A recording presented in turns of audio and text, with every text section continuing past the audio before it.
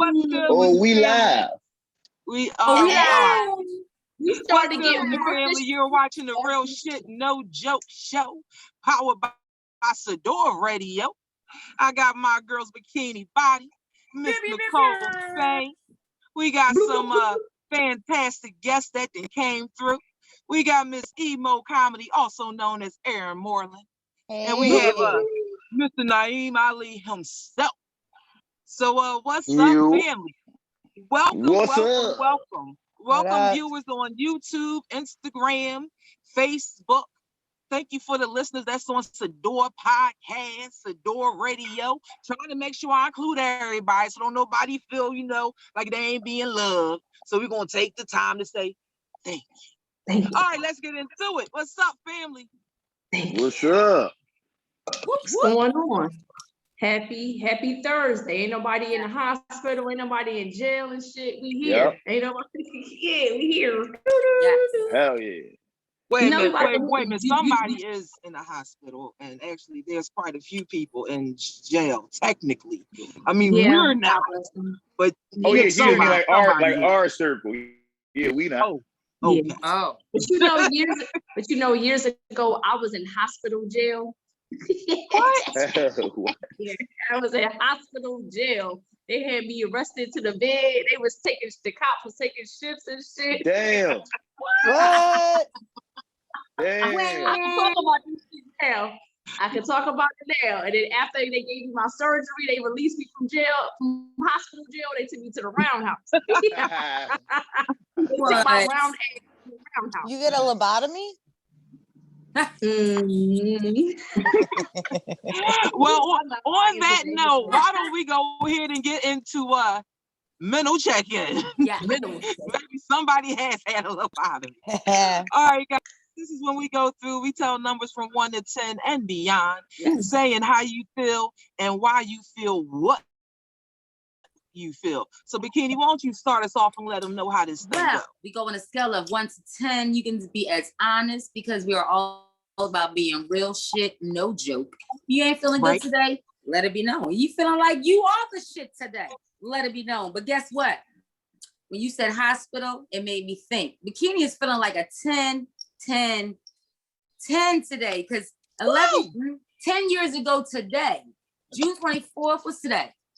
Yep, 2011, I was in the hospital. This is when I went in the hospital from comedy. And I saw a post on Facebook saying that, of course, me posting saying, in the hospital, I'm in here with this, I think I had some sort of kidney situation.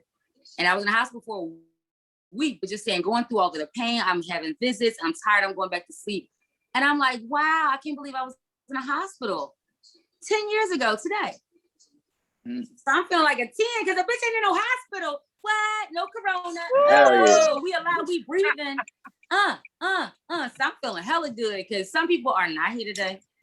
Some people are definitely, like you said, Jay, in hospitals, in jails.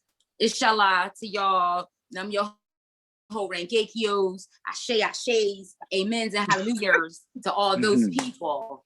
But I'm feeling like a 10 today. Okay. Woo! Yeah. Feeling it. All right, Miss Emo. What's your number? How you feeling, baby? You know what? I was really tired right before we got on here. I've been up since like 4 a.m. But like you guys energized me. I'm gonna go with 10. Hell yeah. You guys got me feeling better. So bars. As Mom says, bars. Thank you for that. Bars. Oh, and Bikini. Love it. Bikini, you said how was it 10 yeyears ago you were in the hospital? Yeah. 10 years, or I'm sorry, 5 years ago today I was in jail. Wow. It's a 5-year anniversary of my of my stint in jail. Hospitals in jail. 5 years out. I only did a week, but see, staying down in a different way. So we all done had hospitals and we all done had lockups. We all done had issues. Today has been a fucking day. That's probably why we all feeling like, how am I feeling today? Because we done had some anniversary shit today. I didn't even know it. Shit. I need a drink on that just for me. How about that? All right. right, Mr. Ali, how you feeling? Mental check-in, 1 to 10. What's your number, baby? Well, damn, it's crazy because just like Miss Emo said over there, before I got on with y'all, somebody was complaining to me about some shit, and it drained all my energy. I was about to take a nap. I'm about to go to sleep. This motherfucker just ruined my whole day. You know, somebody just volunteer their problems to you, like, yo, I'm going through this. My fucking mom died. My grandma in the hospital. My son's sick. My daughter bad. It's like, I don't care. I don't want to hear none of that shit. Right. Right. It's like, damn, I was having a good day up until that. Having a great day. And then when I talked to that person, it just drained me. But then when I got on here with y'all, and it's like that all the time. Whenever I get around like my comedy family, they just wake me right up. That's good gossip. Good gossip. Yeah. So I'm feeling like a 10. You know what I mean? I got all. I'm up now. I'm ready to go. And y'all got me sipping a little bit. Oh, ducky, quack. If you would have took that nap and slept on us, I would have fucked you up for not showing up. Listen, you the reason I didn't take the nap, because we had like it was like 5:45. I was like, I can lay down for like 10 minutes and then get up and then get on the podcast. But then I'm like, no, because I might miss it. Then the cool will be all mad. Like, gonna get my ass. No, I'll be mad. But that Leo, that lion, we don't take no 10-minute naps. The fuck out of here, dog. It's no. No. Yeah, I'd have been asleep till tomorrow. I'd have woke up tomorrow. I'm like, what the hell?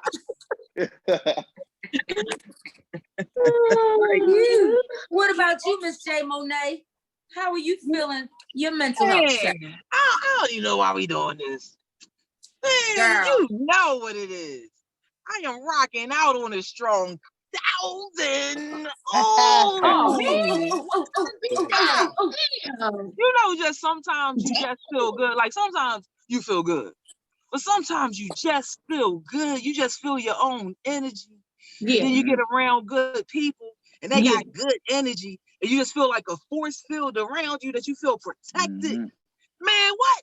I think I'm going to ahead and rock out with 2,000 because all of y'all, I got to add something to y'all so we can. You acting like a 3,000. You definitely acting like a 3,000. Oh, Andre 3,000. Andre. And that's crazy because the real stuff is, if that's the way that you portray yourself, and that's like from within, not about superficially for others, but if within yourself, you can understand whatever the situation that it is you're going through, that either you can change it or you have to find a way to deal with it. And with those options, you have peace. Because if it's something I can change, I'm going to go ahead and rock out and change it. If it's nothing I can change, I'm not going to beat myself over the head because I can't. So it gives you a peace of mind. And when you have a peace of mind, it's like you can focus and do other things. So right now, with y'all, I'm feeling like, yeah. Hell yeah. I'm on, yeah. Do it. My daughter's braided my little hair. Y'all know I ain't never had no braids, like real shit. It looks good. Stuff. And it's heavy, and I appreciate it. You said it's heavy. Yeah, it looks so good. I'm liking that. You look nice. So yeah, I feel good. You look good. You feel good. That's true. So Spain, where you at, mama? What's your number, honey? I'm at my water bottle in a wine glass, right? I'm not a competitive person, but I gotta beat you for once, J Monet. I'm at a fucking million, B. Yeah, I'm at a million. I think because I've been off work, I had a little 2 weeks off work, able to just work on some goals, some self-goals, some self-time, some self-care, some self-masturbation, you know what I'm saying? Just all this self shit, you know, so. And you fresh out the gym. You cheat. Yeah, I feel good. You cheated. You juiced up. You got extra energy. You cheated. The endorphins is moving. I'm at a million. I ain't got no complaints for once in my life. I'm feeling extra good. And I like how you said, when you start hitting them 30s and 40s, especially being an artist, you doing this shit not for fame and popularity no more. So just having these feelings, when you feeling that great, you feel good, like you said, Jen, one day, you don't even care where it comes from for in those areas, you know what I mean? Yes. And I'm like NAIM, when NAIM was saying, you know, I heard this person's story and shit, and that's when you know resiliency. People, when you can hear some bad stuff and you can still bounce back. Yeah. That's when you know you exercise that level of resiliency. It's groundedness, and we all working towards that to not be affected. You know what I mean? Right. So I work. Those are some goals. I want to have goals that I'm not drained by the time I leave a fucking group therapy. You know what I'm saying? The fucking it's all and stuff. You know, so. Go ahead, 1 million. Oh, 1 million a baby. mark today. I'm gonna take a drink on that for you, Nick. 1 mil. Yeah, let's get it. All right, so wait, let's talk about that for a minute. Before we go into cut the shit. Naim, when you have a situation like that and someone's talking to you and you really feel like they are draining you. First of all, can you explain to our listeners what is draining? When do you say that? What do you mean? All right, so a lot of times we won't pay attention to energy as much as we should. Like we pay attention to everything else. Like I might be talking to somebody and they paying attention to my words, but not my energy, you know? And that happens all the time. But what happens is a lot of times when somebody complaining, in the beginning, you might start out giving them advice to help them out. Like, look, well, you know what you could do? You could do this instead of that. And then sometimes there's nothing you can say. Sometimes they talking about somebody that died. You can't give them no advice for that. You just gotta look, dog. I mean, I'm here for you. You want to talk? Hit me up. But the problem that I find with that type of shit,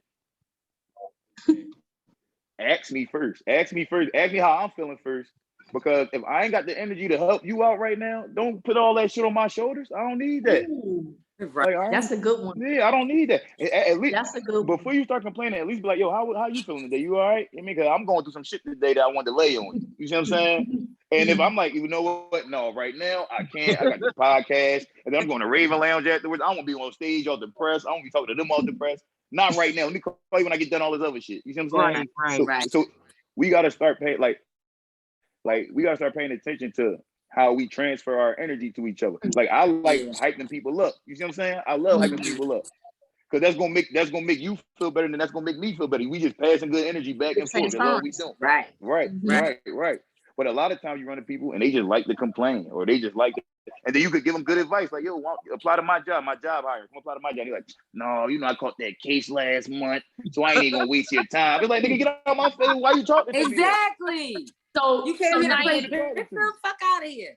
So you basically saying, if I'm giving you input and you knocking everything, first of all, everything I'm saying to you, you knocking it. That's gonna make me pull away. Right. That's number one.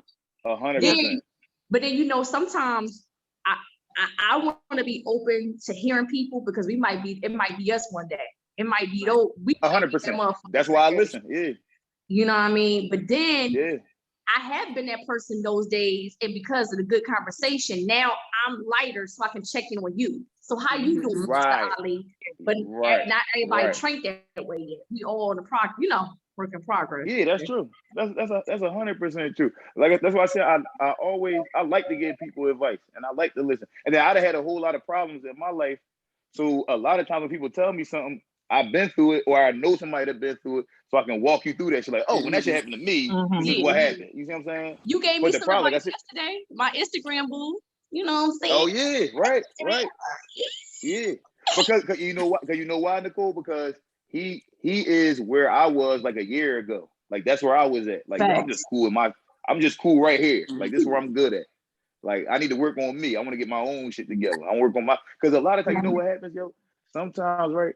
And it's a little bit of a sidebar, but not really. But sometimes we include other people in on our life before we got our life together, and then now everybody fucked up. Now they judging you off your fucked up shit. Like, damn, why you pull me in on this? You mean? Right. That's some good shit. But let me ask you this, my brother. But what is having it together mean though? Because men think they gotta have every single motherfucking thing together, like with your OCD. That's true. Yes. And it's that's true. Nicole, can we let Naim think on that for a minute? Because I want to ask Erin, how does she deal with different people coming in and out of her life? And do people drain her? Do she like stop them? Like, how does she deal with that? So, Ema, how do you deal with annoying people? I don't, for the most part. I do my best to just like. I feel like that's a lot of the reason why I haven't pushed myself back out into the scene. Good for you. But I mean, good for you. honestly, but my boss specifically, like, she drains my energy the minute I talk to her. For like, if I'm talking to her for 5 minutes, she just drains me, and I'm like, all right, I'm done for the day now because you've drained everything. But for the most part, I just stay away from people that do that to me. Okay. I protect my energy as much as I can. So at that point, all right, so it's the beginning of the day, and she didn't annoy you, she didn't drain you. You still got a full day. How do you bounce back? What do you do to bring yourself back, or do you just really drain for the day? Do you? I don't want to say it, but I do. I want to say, like, you allow her to take your power. So, like, no, I just stay away from her, so I don't do that. I like hide under my desk. I make up excuses not to like get on phone calls. Like, I'll do my shit, but like, it's like, you ever have somebody describe something to you like repeatedly, and like you're like, all right, I got it the first time, but then they continue to tell you for like an hour, and it's like, I could have been done what you told me to do, but you're just talking still. I do my best to block that shit. I just don't. It's okay to get smart with people if they keep repeating themselves. Oh, like, I do sometimes. Like, damn, I got it. Get the fuck out of here. I got you. You know what? Like, this is what I think about, and I just said this on stage. I think that people are used to dealing with so many stupid ass people that when they deal with one of us, they don't even understand it because they so used to talking. So I don't even put it on them. Like, it's not even their fault, except for the company most people that they is keep. stupid. You they right. talk to so many stupid ass people that when they come to you, they talking that stupid. Like, I heard you the first time, and as Aaron said, I'm damn near to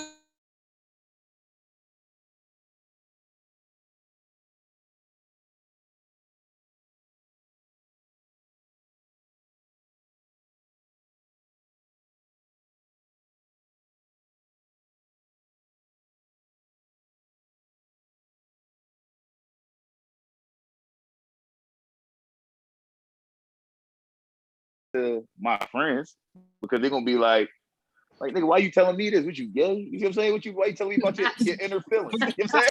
Like, what you on right now? Why you so emotional? Like, I ain't calling that shit down. Ain't you a man? Ain't you a man? Right. That's really how it is. So certain shit we gotta just work out. And like, if I could show y'all my collection of self-help books, like, I got so many self-help books because I can't. Who I'm gonna talk to? I mean, I can go to therapy. I went to therapy before, and that works a little. No, because it seemed like the therapist I had, it seemed like she was just trying to blame everything on my parents. And it's like, I'm past that now. I'm a grown man. Help me fix me. Like, don't, like, you telling me that, oh no, that's because your dad and then your mom did this. Like, all right, I hear all that. But right now I'm grown. And don't nobody in the real world care about what my mom and dad did to me. They don't care about that shit. You see what I'm saying? They care about how I'm acting right now. So help me fix the shit. So that's why I started getting the self-help books. So a lot of times with me, for the most part, it's my mental shit. Like, because mentally, I be going through shit. Is it a balance though? Like, it is the parents, it is us as grown people. It is. I think it all plays a part still. It is. It's a balance. One thing I'm not telling you what the fuck your parents did to you. I don't care. Like, don't use it as an excuse no more. Yeah, like grow the fuck up and fix yourself. You see what I'm saying? That's what I keep telling my kids. You over 21.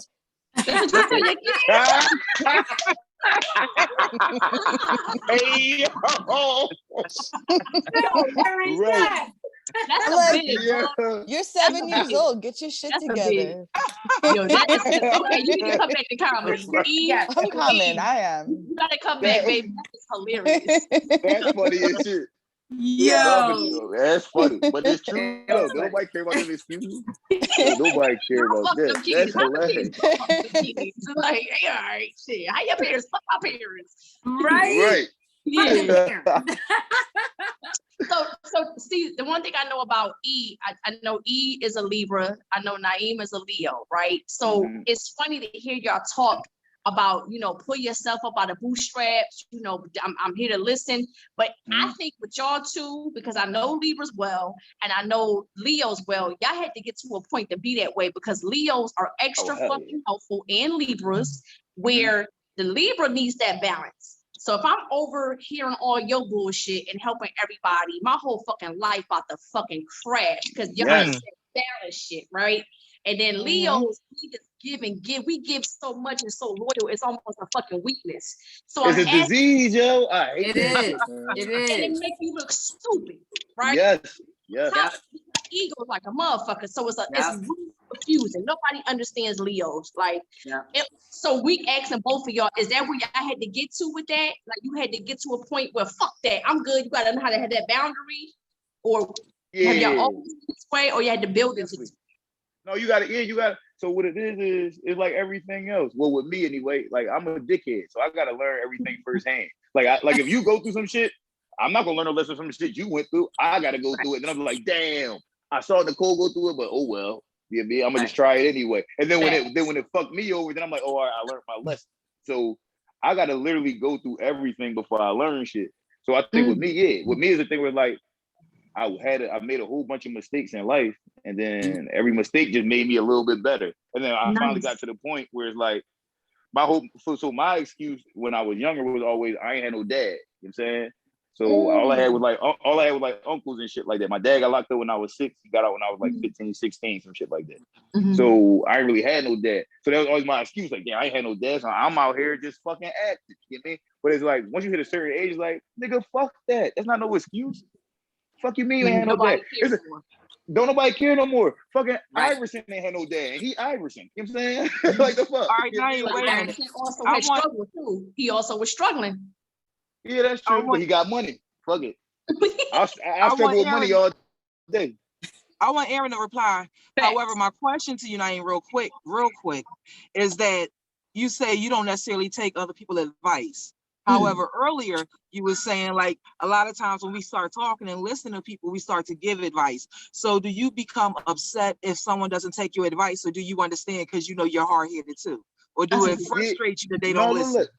I understand, but see, my thing is, it ain't really about with me. It's not that I don't take people advice. I'm just a dickhead that's like I can get away with everything. So all my mistakes that's what it is. Like that's really what it like. I don't struggle with like normal life decisions. But like if it's some shit when I like and not now because I'm not gonna do no illegal shit. But when I was younger, I always thought like I'm not gonna get caught. I'm too smart to get fucking caught. But meanwhile, 2 other niggas told me how they got caught, and I ended up getting caught the same way they got caught. You know what I'm saying? So it's not like they give me the advice. I'm like, man, fuck them. It's like they give me the advice. I'm like, I'm smarter than y'all, so it's not gonna happen to me. I got like, you. You see what I'm saying? That's that Leo. That's that confidence. That is that Leo. Yes. E. Can you like rephrase the question because I got a little sidetracked with the second one? I think when you were saying like with your supervisor, I don't call nobody my boss. I don't call nobody my boss. So we gonna call her a fucking supervisor. True. Okay. Yes. So your stupid advisor, she's very annoying. You know, in the morning or whatever, and you got to a point you know how to like shorten her the fuck up. Right. Now, is there a point in your life, the old Aaron, where you was over helpful to people or over caring and allowed that shit to bother you, or what do I do to help her or anybody? And have you always been like, fuck this bitch, I'm know when to ghost her, or did you have to get to that point? Because when I know about Libras, they kind of feel everything like Cancers, and you guys are very helpful for the most part, and there's a leadership role with you guys, and then you like the balance. So I think what I'm trying to say is you get to this point, or you've always been like this, where you have this fucking wall where you could take so much and ignore people out of your psyche to get through the day. I think I just got here. I think through like quarantine and having all the time to like really do like some like internal work where I like realized that a lot of the things that I'm like getting upset about is really my shadow, and just all that kind of stuff. I just figured out like kind of who I am and, you know, where I want my energy to go. And like, I remember I just got like a review and my boss was like, you know, like, how ready do you feel for a promotion? I'm like, it's not about how ready or she was like, how prepared are you for a promotion? I was like, it's not about how prepared I am. I'm like, it's how prepared you are to promote me. Right. I literally said that, but I meant it in a way like I don't fit into a corporate box. And I realized that I'm kind of just working this job, you know, until I can do something creatively for an income. So I just kind of like don't take it seriously anymore, because it's like I realize I need to do this to live, but at the same time I also realize that like I can put my energy into the things that I actually do feel like I want to at my job, because it's not going to change things. And I just don't bother anymore, because it's like I spent so much time like I train CNAs and home health aides, and I look at what we pay them, and for a minute I was really getting passionate about like, we're not paying them enough, like we're not doing enough for these people, and like nobody gave a shit about what I said. And I'm like, but they're also not paying me enough. So I'm like, I'm just gonna stay here. I'm gonna do what the fuck you asked me to do, and I'm gonna like keep my mouth shut and keep my head down. And that's how I have to approach life if I want to work in like a 9-to-5 job. Right. And you want to save yourself for your kids. You got kids to raise at home. You got comedy. You got other parts of your life. The one thing I got from you, one thing about you, Aaron, you've been on the stage and the crystals and shit. Oh, we all new to this shit. Oh, you burning that shit. Oh, you burning that shit. Get into it. Like, get you a crystal. Somebody bother you, get you a crystal. What's so weird is like I didn't even know I had those tendencies. Get yourself a crystal, baby. Yes, but there's Oh yeah, bikini got one. Yes. Yeah, I think I decided I'm a witch. We going ahead. I understand. I get it. What we're about to do, we're about to cut the shit. That's what we're about to do. And Nicole, you've been asking a lot of questions of our guests. So we're going to ask you, ma'am, to start us off with our cut the shit segment. Talk to us, baby. I got my knife with a condom on it. You know what I'm saying? You see that? Oh shit! Hell yeah! You know what that's called? You know what that's called? You in the that's called a sheath. That'd be a new rumor. She cutting motherfuckers. Oh god. Okay. Wait. Time out. Where get these colorful ass knives from? I ain't never seen knives in these colors that y'all got. Hey, you got a yellow knife. You start buying color knives.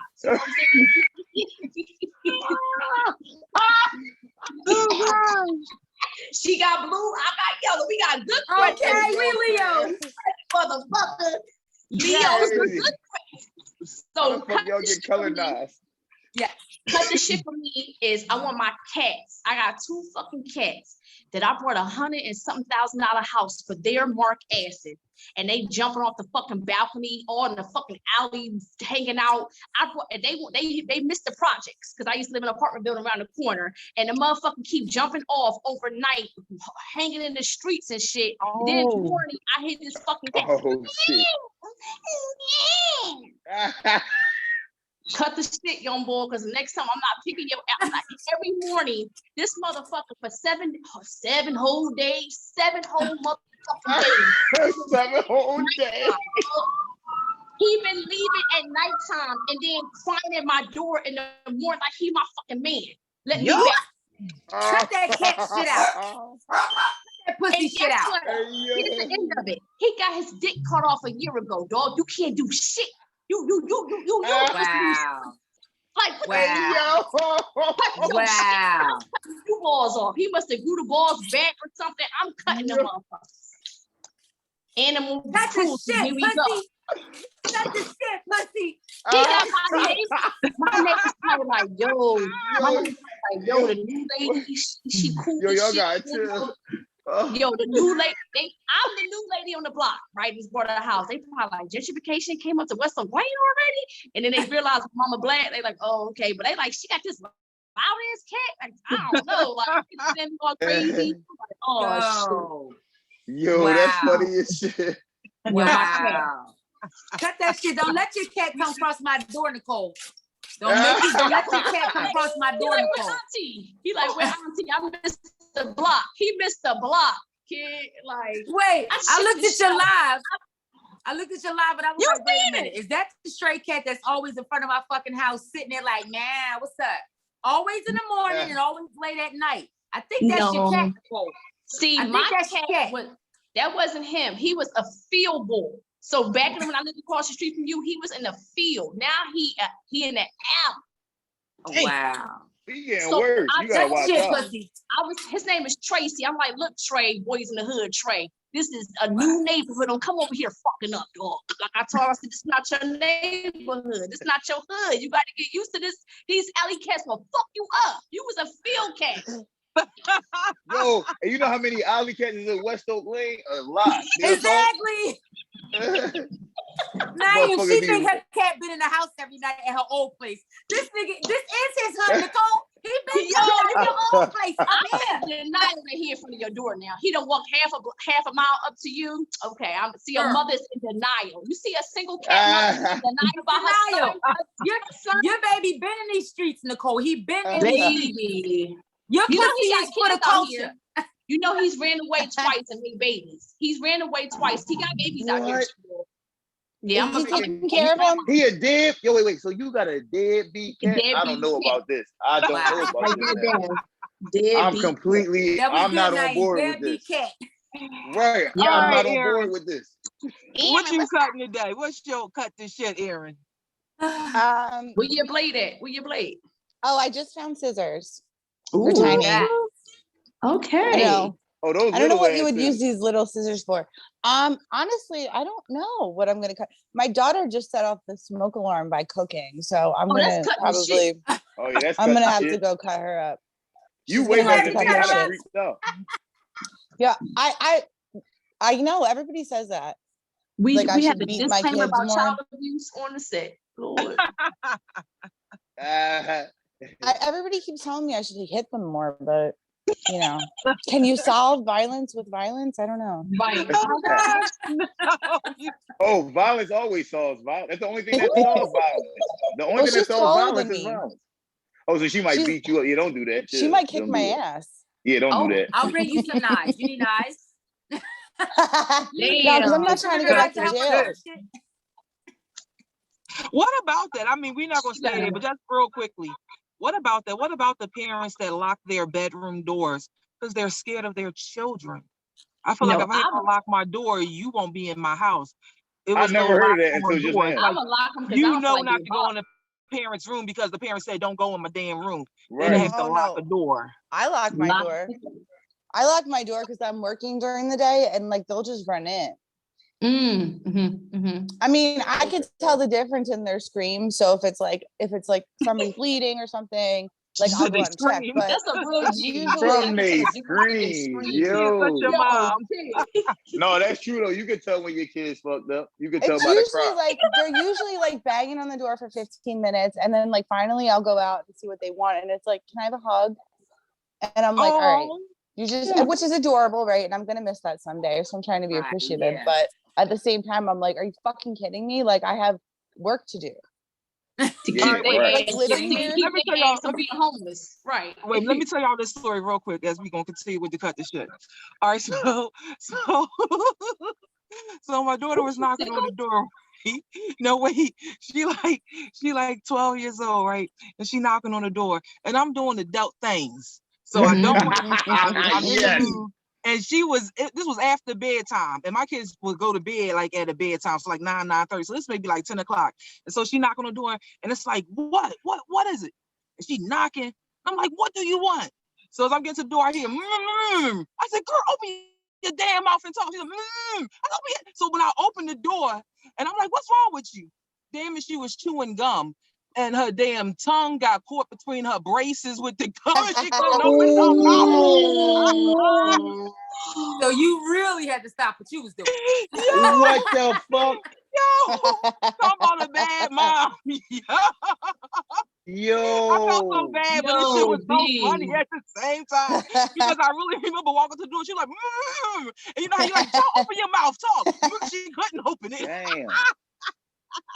Real shit, no show. That is wow. Bikini, what shit are you cutting? Wow. Well, I have a special PSA, cut the pussy shit announcement. Oh.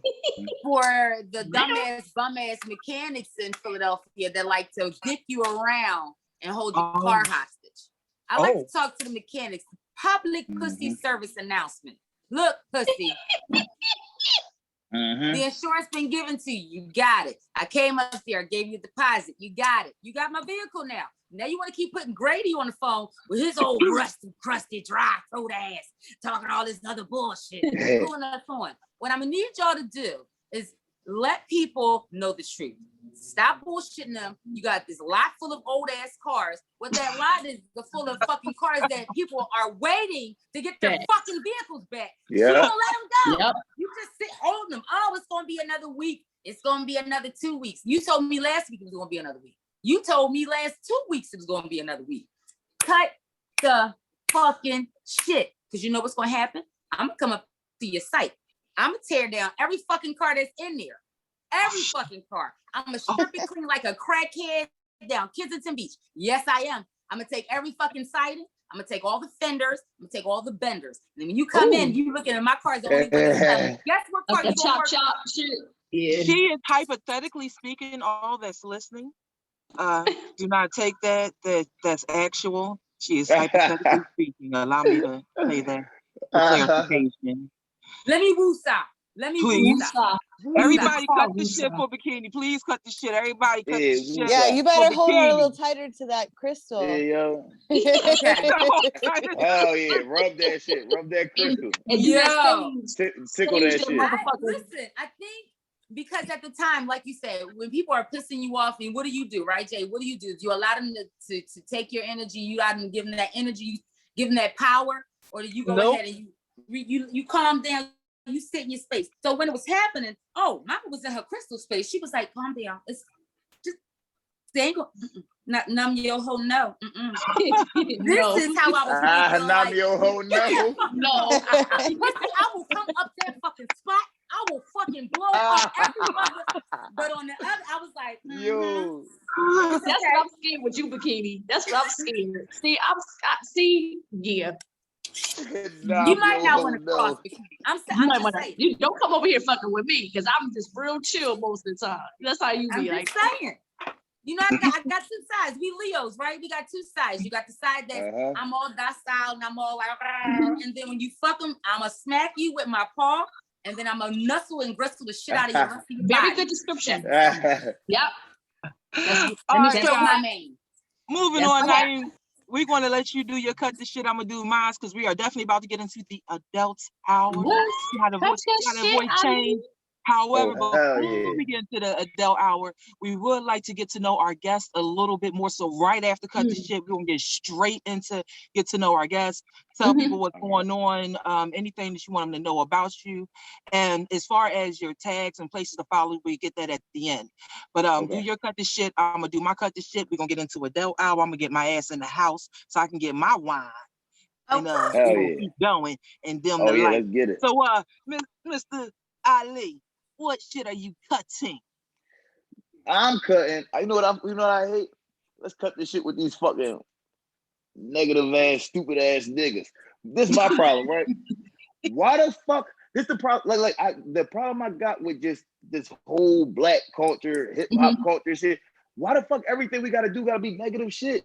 It's gotta the shit that bothers me the most, right? I seen my little cousin put a post up on Twitter earlier, right? And she said, I can't fuck with no nigga unless he a shooter. A shooter? Like you need somebody. You need somebody that kill niggas. Like that's what you attracted to. But it's so. But the thing is so many of these women that's like that. They love that shit. Like they love niggas. And the thing is, shooting niggas don't got nothing to do with providing, raising kids, being nice. None of that shit. It's the complete opposite.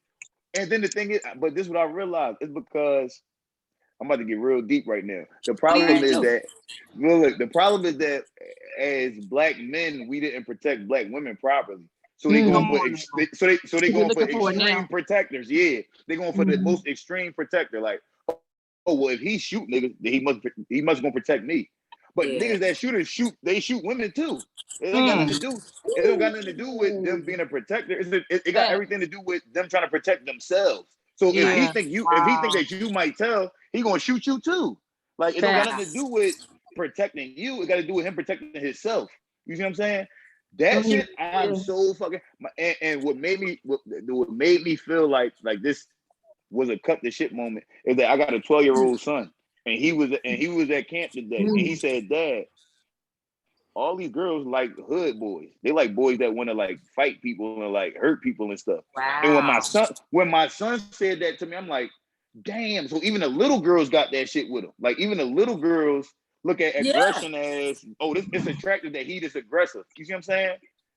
And my thing is, look, it's a time for aggression. Like I'm not going if something happened, yeah, he was at camp. He go to the Sixers camp. And he was at camp, and he was like, yeah, one of the girls said, and he was like, I'm talking to the girls. He said, they all like all the hood boys. He was like, they don't, he like that. He like that. I'm from the suburbs. You know what I'm saying? He like, and they don't. We need to move to the hood so I can get some. That's all I'm saying. But this is the thing. My son went to school in North Philly until he was like 10. So like, dog, you've been in the suburbs for 2 years. Like, right, nigga, you just suburb adjacent, my nigga. That's what you are. Yeah, right. You still you've been in the suburbs for 2 years. Chill out, cuz. Like for real, you just adjacent. Right, like you the nigga they talk about. You know what I'm saying? Right. Like, oh my God. But it hurt. It made me feel some kind of way that he noticed it. Like, oh, they don't like that I'm positive. They rather me be negative, and then they will like me more. And I hate that shit. Like that. We gotta cut that shit out. Definitely more during the Dell hour. Cut that shit. We're gonna definitely, because we're gonna talk about relationships and what people expect and kind of what they want. I feel kind of thrown my little cut this shit because it was just about cleaning the car. He done got real deep in the situation. My little cut this shit don't even seem like it matter much. It just seems like I need to handle that. Like, why don't you say it? Don't even snip your shit. Like, don't even tell nobody. Like, why would you waste people's time like draining they shit? Nigga, go handle that. No. Like, damn, like, but I gotta have something. Come on, Jay, go cut this shit. Go like, ahead. It's crazy, yo. I'm so glad that Bikini came up with the idea for the background. Like, why don't we just like? I'm so grateful because like I'm in a car. I thought y'all did this every episode. No, every show we get better. We get more new stuff. Yo, I was stressing out about cleaning my house for this, and I was like, I can probably prop shit up so that you guys can't see what a mess I am.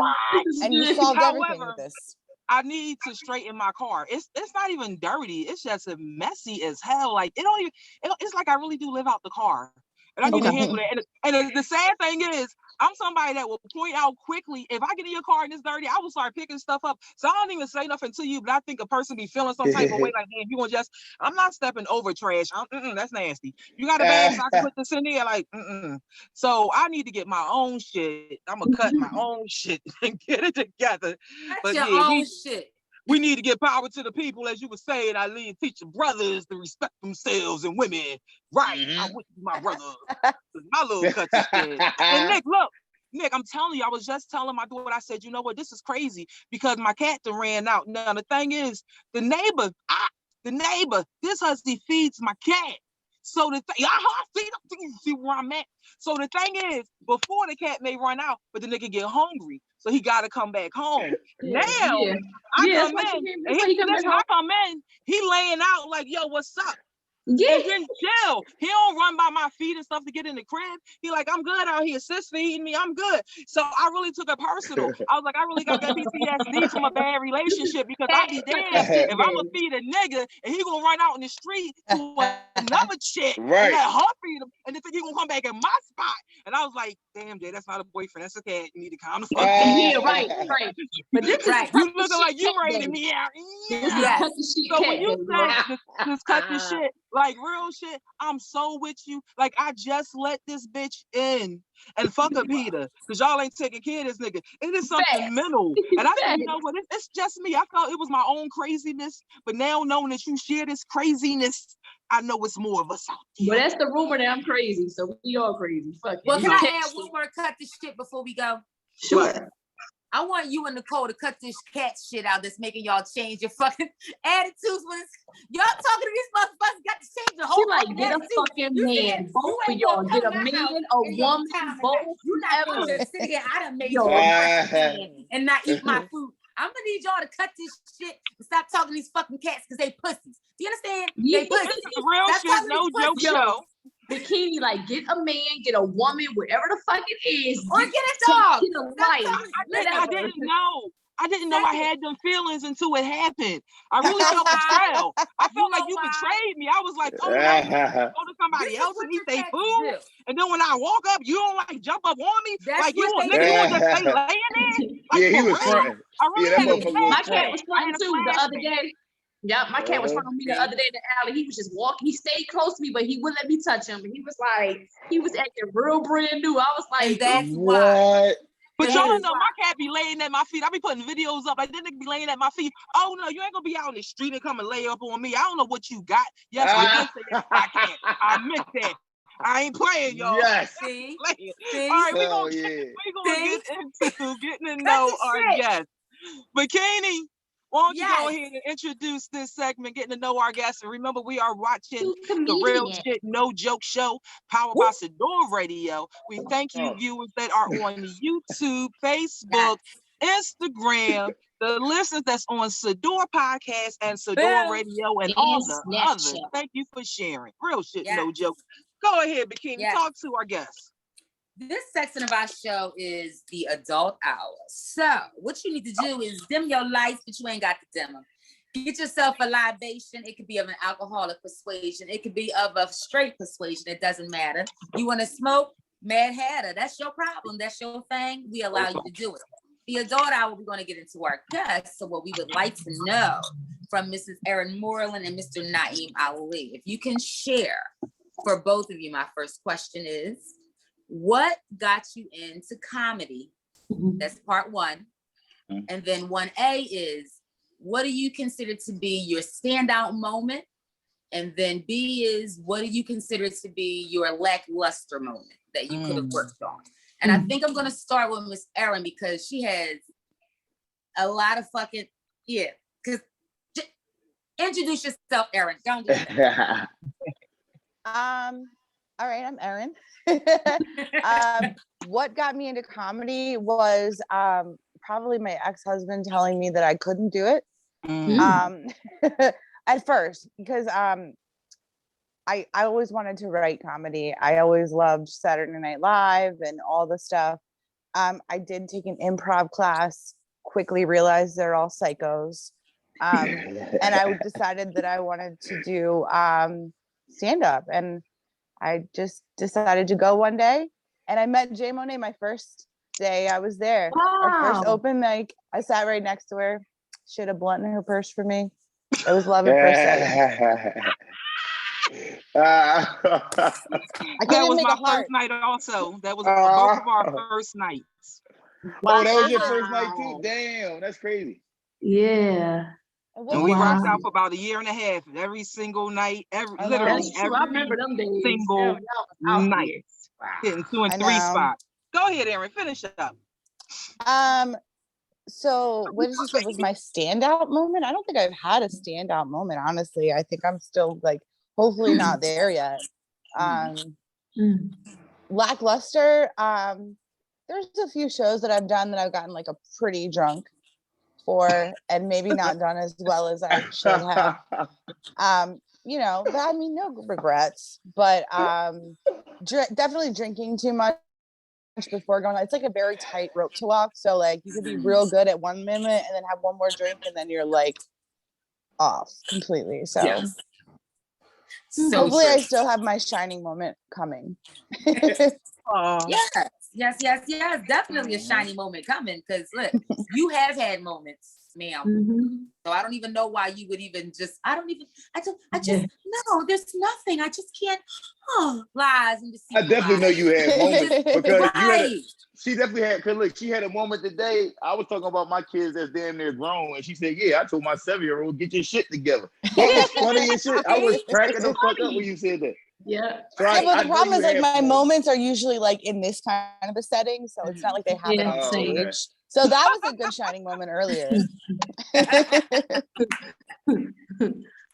Thank you, Erin. And then for me, Mr. Naim Ali, give us what you started and what made you start in comedy, rather, and what is your shining or standout moment or your lackluster moment?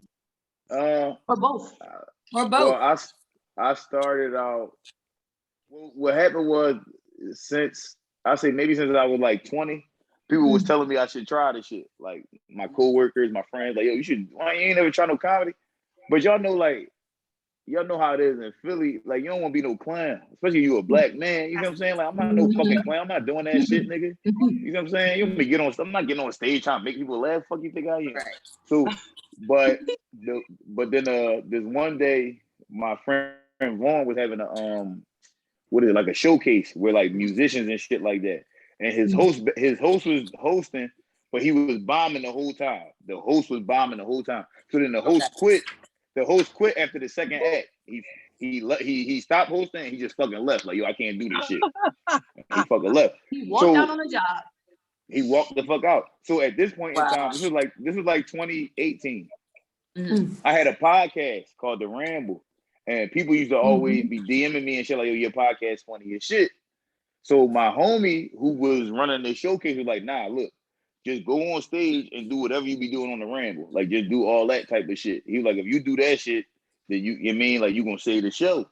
So I'm like, because I was just there being the cameraman. Because if y'all probably don't know, I'm like a video editor boy. Like, I like to record shit, edit shit. Like, that's my shit. So I was just there recording the fucking Jones. When he said that, I'm like, dog, I don't know how to host no show. He was like, dog, your podcast funny as shit. Just go up there and say that shit. So I'm like, all right, fuck it. I went up there and I murdered. You know what I'm saying? Like, they love me. So I was like, oh shit, maybe everybody was right. Maybe I am funny. But just like you said, my ex-wife used to always say I wasn't funny. She was always like, you're not funny. They just be hyped because you hype. You know what I'm saying? So I was like, damn, maybe you mean. So that shit had me doubting myself. But when I did that shit on stage, I'm like, oh no, I am funny. Like, you see what I'm saying? Like I really got something here. So then I had went online and I Googled how to start stand-up comedy, and they said you gotta do open mics. Okay. So then I typed in open mic Philly, and Helium came up. So then I signed up for Helium, and they emailed me like, "Yo, come through, you on the open mic." So I did Helium open mic, and I killed Helium open mic. And then I got off stage, and y'all know Chanel Renee. Chanel was there, so she was like, "Yo, you funny as shit. Who you?" I'm like, I'm just a bull. You feel me? I'm anybody. You know what I'm saying? A bull. So yeah, I'm just a bull. That's all. I'm any bull. Like, I'm not nobody special. So then she like, give me your Facebook. So then me and her go to exchange Facebook. Come to find out, we had like 300 mutual friends. Me and her cousins. You see what I'm saying? I never met her a day in my life until I started comedy. And then I was like, oh shit, Chanel Renee. Yeah. And then from then on, she was kind of just schooling me like, look, you got this shit because she was schooling. Yeah, like she was just schooling me like, look, you got this shit. All you gotta do is write. She's like, just keep writing, and you gonna get it. You know what I'm saying? You're gonna be able to figure this shit the fuck out. And then and y'all know how it is. Once you start, you just get addicted to it. You start going to every open mic. Right. And that's just how it goes. Right. Yep. Definitely. Wow. So when was your shining moment in your luster? You like a luster?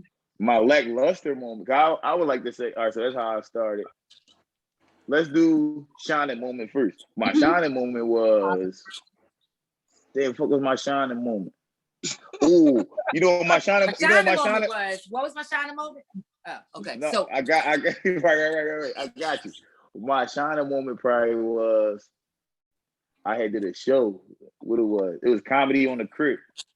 And I got there late as shit. Like I would have been there at 8:00. I got there like 8:45. And as soon as I walked in, the boy that run the show was like, man, y'all know Ryan Foster. Ryan was like, yo, he was like, yo, you up next. So I ain't had no time to go over my set list. You see what I'm saying? Damn. I didn't have no time to go over my set list. And the like you said, because I was up next, and the person that was on stage only had like a minute left. Like as soon as he told me that, he gave the boy a light. He gave the boy the light. So I'm like, damn. I'm like, this about to be shitty. And I ain't had no time to go over nothing. And he called me up there, and I fucking did my thing. You know what I'm saying? Like I just went off of all memory. Like I ain't had no time to prepare. I just went off of all memory. Now my lackluster moment was I did a show. I was like 3 months into comedy. I did a show with Dan Ostrov and somebody else. I forget who. The boy Top Flight was headlining though. I know he was the headliner, and he murdered that shit. But they had me open. They made me open up the show. But when I walked in, and like I said, I'm 3 months in the comedy, and I walk in, and so me and DeAndre, like we went to like school together and all that. So I see like his grandmom there, his mom there, and it's just a bunch of like aunties and grandmoms in there. So I'm like, damn.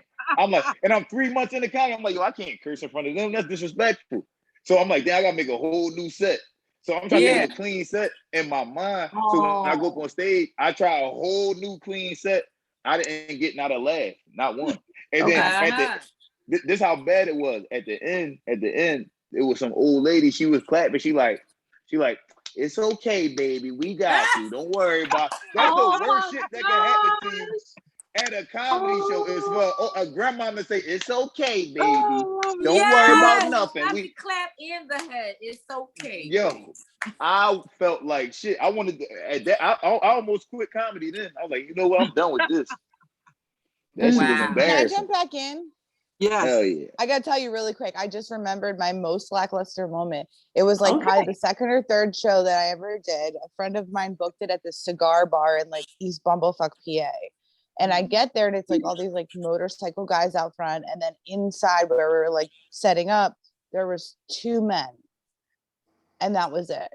So I got up there to start doing my set and I looked at the guy and I was like, you remind me of my judgmental father. And then I couldn't think of another joke. And I just like said, I'm sorry, I have to go. And I put the microphone down and left. Hey, yo! I completely forgot about that. Damn! I thought you was going to say when you had, I remember that one. I thought you was going to say when you had to go up after that drug movie star dude when we went to that show. Oh, Jesus, that was our very first show. Oh, my God. We had to listen to this guy talk about how he sucked dick for heroin for 2 hours, and then I had to follow him. Oh, what? And you had to follow that? What the fuck? Yeah, he was one of the guys from Jackass. Yeah, from Jackass. You can't follow no man that's about to get up and talk about sucking dick. That's over. Well, it was like it was a fundraiser for like a recovery thing. Like a recovery thing, and he was there talking to the people about recovery. And I was like, I don't know, some guy just emailed me on Facebook and asked me if I did comedy, and I was like, yeah. Wow. Aaron, please stop accepting shit for us. Please stop. Yeah. That was a good. We would have never met Nick and Gina. That's true. Oh my God. What? Oh damn. Where we going? Where we going next? Wait, time out, sidebar. I forgot. My most lackluster moment was when that nigga socked me on stage. I was thinking about that. I was gonna go back to how the fuck I forget about that? Wait, somebody hit you on stage? What I remember recently, the most lackluster of Corona memory. It was that nigga. That's what you were supposed to come and talk about last time. Let's go. All right, now tell us the story real quick so we can move on. Tell us the story. All right, so this is what happened. It was some nigga. He my ex-wife. He was my ex-wife boyfriend. And then, but then she dumped him, and then he started going crazy. And then he had put videos and pictures and shit of her on Instagram. So I called him and freaked out. Like, nigga, you a weirdo. The fuck is wrong with you? Like, why the fuck would you, like, niggas don't do that? Like, what the fuck type time you on? So that he was talking shit back. So I'm like, all right, so where you at? I said, I'm gonna come to wherever you at, I'm gonna fuck you up real quick, and then we're gonna go about our business. You feel me? So he like, what? Nigga, I'm not fighting you. Like, niggas already, he from my old neighborhood. Yeah, niggas told me you boxing, whatever. Like, I ain't doing all that. He like, I'm gonna just catch you in traffic. I said, nigga, you gonna catch me in traffic and I'm gonna pop you then. Like, don't do that. You better just letting me meet up with you and fighting you. You see what I'm saying? Like, don't do that. So right. So then he like, no, I'm not doing that shit. So I'm like, all right, whatever. Like, you a pussy. Cool. So then the next day was my show. We do our shows every Monday at Ravenland. So I'm at the show, the roast battle over, and I'm presenting the winner with the belt as the award. So I'm turning this way like this, giving him the joint. And this nigga saw me. So the thing is, like, the owner of Ravenland showed me the security footage. He was standing there the whole time. Like, he was standing at the back of the room, and he walked up, and he was standing there the whole fucking time. But he waited until I did like this. He waited till I turned like this and was giving boy the belt. And then he ran up and hit me. So he hit me, and then he hit me like, so he hit me. I was falling back like this, but luckily the table was right there. And I put my arm on the table and I was able to pull myself back up. But like this motherfucker straight up snuck me, and then I slammed him off the stage, and then I was fucking him up off the stage. And if you see the recording, you could hear him in the joint like, "Yo, get this nigga off me, get him off me." So, yeah. But long story short, the boy that owned Raven was suing him. Mm-hmm. So then his brother had called me. His brother a cop. His brother called me like, "Yo, y'all just like dropped that." I'm like, "I ain't got nothing to do with no lawsuit." You know what I'm saying? That ain't me. Like, nigga, I ain't right. I ain't pressing no charges or nothing. You know what I'm saying? Like, I ain't got nothing to do with that. But that is my most lackluster moment because he fucking snuck me on stage. I mean, that don't sound like it's lackluster now. Now it sounds like that was your most, let me show a nigga the fuck and let me show you my shit. Oh, so you want to test my gangster? Oh, my comedy and my fist? Oh, R.A.D. So that don't sound like that's a lackluster. It was, you know, I was lackluster. Because when that first hit, you gotta think, he ran up full speed and hit me. But if you look, he pushed me and hit me at the same time. In my head, like him, the punches, I didn't feel the punches. I ain't feel that shit. I felt when he did that shit. I felt when he did that shit, my head hit the wall. You see what I'm saying? So when that first hit, I didn't know what happened. I thought, and I'm being dead real right now. I thought the floor caved in. I thought we all was falling through the floor. I'm like, damn, everybody. I'm like, damn, we all about to die. You feel me? I'm like, yeah, because Raven Lounge, that's an old ass building. I'm like, damn, like we all the floor weak and shit, like the comedy the floor weak, exactly. Yeah. Like you could feel the floor vibrating from downstairs. So you like, damn. So I'm like, damn, we all dying right now. Yeah, still. All right, so wait, quick question. When this happened, did you or did you not have your beard at the time? Because in case our viewers and listeners don't know, you was definitely rocking a nice ass beard for a very, very long time. You was damn near known for that beard. So now with your darn near clean face. He said, I was. Is it a new life? Is this a new life? No, I'm never doing this again. As soon as my shit grow back, I'm never shaving. You crazy? You know what I realized? White women like me more and black women like me less. So fuck that. Aaron, how he look to you, Aaron? He look good to you, Aaron? Wait a minute, where Ace at? Wait, where Ace? I don't get nobody in trouble. I love you, Ace. Love you, Aces. He's upstairs. I mean, I don't know what you looked like before, but you look fine now. Do you like men with beards? Do you like black men with better with the beard? Look at the background you got. Look at the picture in the background you got. That's no, honestly, I like you better without it. See, white. But it might be that hat that you have on because it makes your face look smaller. Okay, right. Might be the hat. Respect that. I can respect Look that. like you got a little one. Look like you got a little one, is what she's saying. That's not what I said. Good segue, Look like it's a little one. Wait, tell me. You know that I got 3 baby moms. You know that ain't true. You know that's not true. You already know. So wait, we are in the Adult Hour. We're going to continue. Bikini, do you have another question that you want to flow with? Because what I wanted to ask NAIM, and I want him to kind of keep it short so we can continue flowing. I have something for Aaron too. You said that your son was at camp, and the females are saying that they kind of want the rough boys, the tough boys. Hood niggas. Yeah, all right. Yeah. So with him bringing that to you, how do you talk to him? What do you tell him to do? Well, be a hood brother, or he is who he is. What you tell him? It's real simple. The coolest man is always the man that's most comfortable with himself. So I always tell my son, like, dog, listen, they like hood niggas, that's fine. But you just be you. You mean the woman that like you gonna like you. And for real, and now let me be 100% honest. What I told my son is that hood niggas get murdered frequently. And we got a lot of hood niggas in our family that been murdered.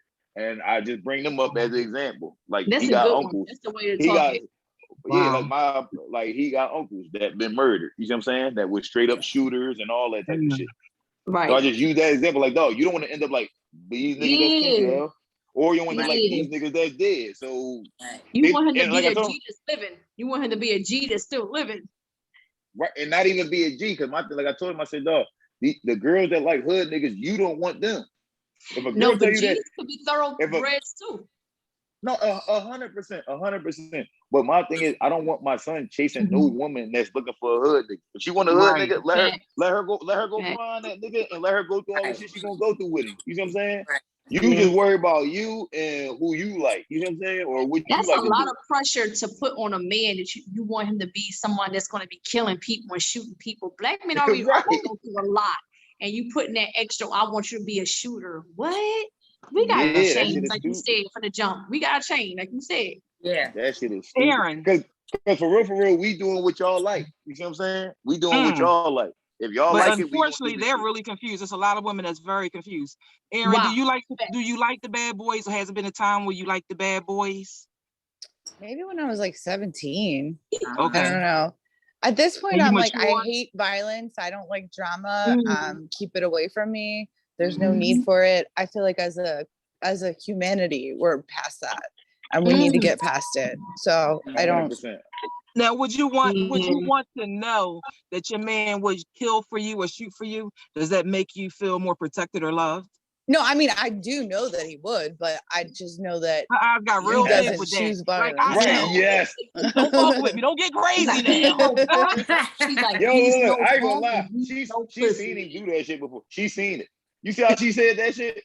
She was This like, yo, motherfucker put don't it. misunderstand. He'll take a This nigga motherfucker down. put in work. She was Hell yeah, like, he put he's work no in. punk and he's no Go ahead, pussy. Aaron. I'm sorry. Go ahead, baby. He's no punk. No, and I he's mean- no pussy. I definitely don't want somebody that's a pussy, because obviously, like, that's not a thing. Like, just evolutionarily, I don't know if I said that word wrong, right? But anyway, just as like, No, we you get your want point, somebody though. that's going to be able to protect you, but I don't like violence. I don't choose violence unless it's absolutely necessary. So I wouldn't say that that's a thing that I would look for. In fact, like most people that get shot by guns, they do it by accident on themselves. So like, That's I true. want guns as far away from me as possible. Mhm. Now, Bikini, Yes. you're raising, well, I mean, your son is grown, but still he Yes. always needs mom. So how was it with you raising him with everything going on? What did you teach or try to instill in him? You mean through this pandemic or just throughout life? I mean, and growing up and, Growing 12, up when it 13, came him to seeing the guns? world, and did he want to be a tough guy? Was he a tough guy?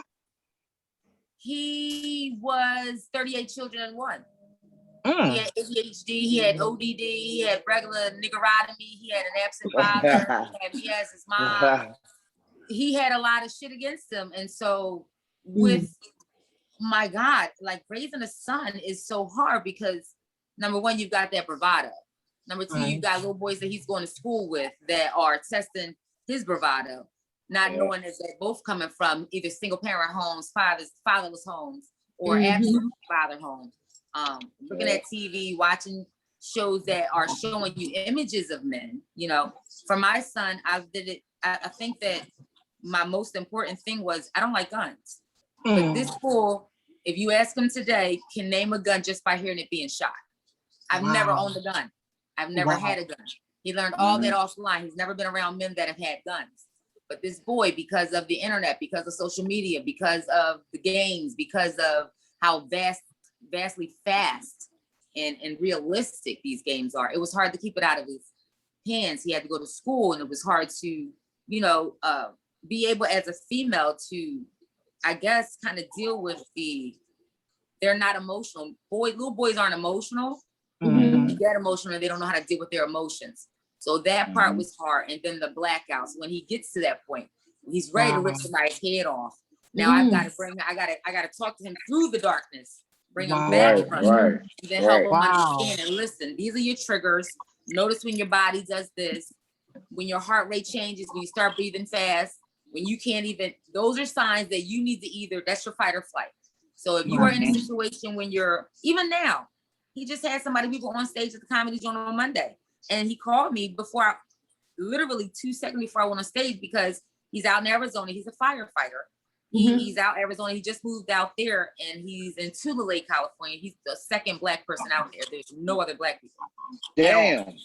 And a white pickup truck with a Caucasian man rode by, and he thought was giving him the peace sign, was giving him the finger, and then rolled around in a U-turn to come back for him, and he had to dart off to the hotel that the firefighter was. Damn, dog. Yeah. What the fuck? Yeah. Yo, black men go through a lot, man. That's a lot. Shit.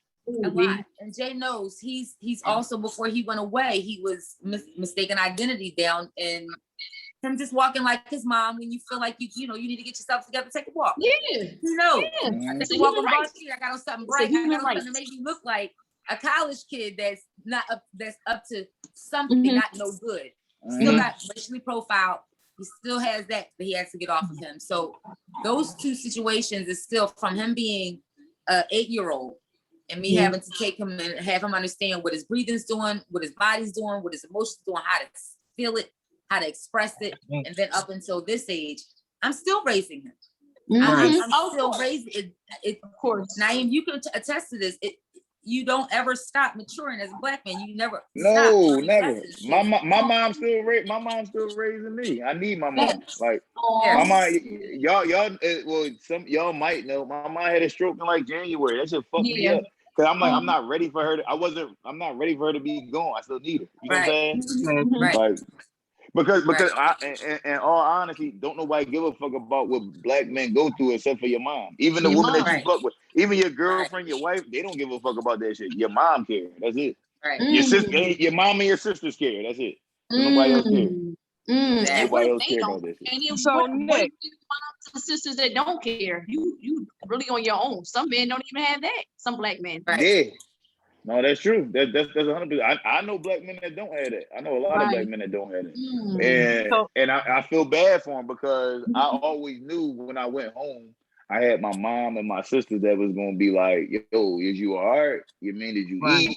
Was good? What happened to you today? Why you crying? Was this? Was that? Like I knew what I had when I got. But a lot of people don't even got that. They don't got somebody that's gonna ask you. I want to ask Nicole, has she ever dealt with a bad boy or been interested? But Naim, real quick, what I want to ask you, what about some of the females that do ask the men how they're feeling and they're shut off, like emotionally, they're not comfortable with sharing? What would you say? Because again, we have listeners. What would you say to those men that are listening right now, as far as, opening up in a relationship? Because you do have some women that definitely do try, but they get shut out and they don't try no more, but they do try. Right. They try. My best advice to everybody, Jill, just be honest, yo. Be an open book. It don't fucking matter. Don't none of this shit matter. I know way too many niggas that's dead that never got to even reach their full potential. You know what I'm saying? So it don't fucking matter. Just be honest, because it don't matter.